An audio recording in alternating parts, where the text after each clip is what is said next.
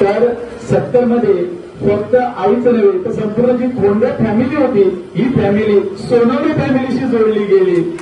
तर खरोखर दोन अतिशय चांगल्या मनाच्या व्यक्तिमत्वांचा मिलाप या ठिकाणी आपल्याला झालेला दिसून येतो. आणि 1974 मध्ये आपण म्हणतो मुलगी म्हणजे धनाची पेटी, तसं हे धन आपल्या दादांच्या आणि आईच्या जीवनामध्ये आलं. यानंतर जी त्यानंतर प्रवेश झाला तो म्हणजे अविनाश दादा. 1978 मध्ये अविनाश दादांनी दादांच्या जीवनामध्ये आगमन केलं आणि एक वेगळाच आनंद, वंशाचा दिवा. आपल्याला प्रत्येक जण वाट बघतं किंवा आपल्या घराचा वंशाचा दिवा यावा आणि हा पहिला वंशाचा दिवा या ठिकाणी सोनवणे फॅमिलीमध्ये प्रज्वलित झाला.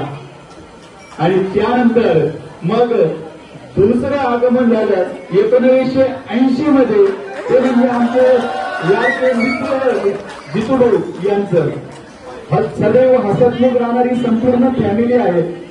आणि खरोखरच 1980 मध्ये या सर्व एक एक कर्तबगार, कारण त्यांनी आपलं आयुष्य, दादांचं आयुष्य हे संपूर्णपणे भविष्यामध्ये बदलून टाकलं. आणि दादांनाही त्यांचा जन्म झाला तेव्हा असं वाटलं नसेल की हीच माझी मुलं भविष्यामध्ये एक मला आज हा जो सोन्याचा दिवस आहे हा दिवस हा त्यांच्यापुढे बघायला मिळणार आहे. खरं म्हणजे दादा हे तुमचे संस्कार आहेत. आणि त्याच्यानंतर पुढचं आगमन झालं ते म्हणजे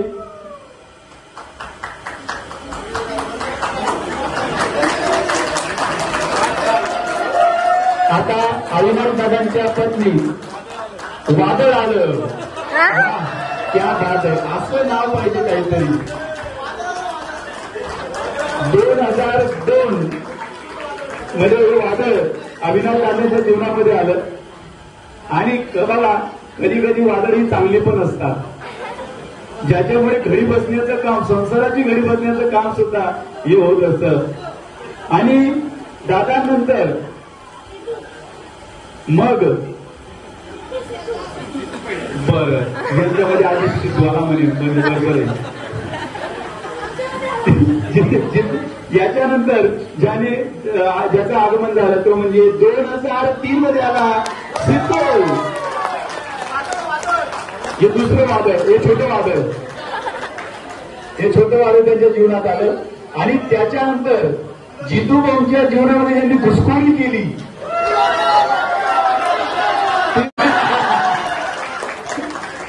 विदिशा 2004 मध्ये विदिशा ताईंनी आमच्या जितूभाऊंच्या भांडिलीशी ते जोडले गेले. त्याची ते आधीच जोडले गेले होते, तो भाग वेगळा. त्यानंतर मग 2006 मध्ये आला आमचा कृष्णा म्हणजेच पार्थ. 2006 मध्ये पार्थने आगमन केलं आणि या फॅमिलीमध्ये पुन्हा एक हर्षोल्लास हा निर्माण झाला. आणि त्याच्यानंतर हे आलं शेंडेफळ. 2010 साली हे शेंडेफळ आपल्या या सोनवणे फॅमिलीमध्ये त्यांचं आगमन झालं. आणि 2011 मध्ये ज्यांना अतिशय आपल्याला मान सन्मान आपल्या घरचं एक आगळं व्यक्तिमत्व म्हणजेच जावई. 2011 मध्ये हे आपल्या सोनवणे फॅमिलीशी वा हे असं असतं. 2011 मध्ये त्यांची धनाची पेटी यांच्याकडे गेली. हा एक खरोखरच त्यांचं म्हणणं आहे, धनाची पेटी आमची गेली पण सोन्यासारखा माणूस आमच्याकडे आला. खरोखरच हेच असतं, हाच आनंद जीवनाचा. आणि ही जी नाती, ही जे ऋणानुबंध हे आपले घट्ट होत जातात. हे ऋणानुबंध खरोखरच आयुष्यभर त्यांनी टिकवण्याचं सुद्धा काम केलेलं आहे. आणि खरोखरच ही आनंददायी सतत हसतमुख राहणारी फॅमिली म्हणजेच सोनवणे फॅमिली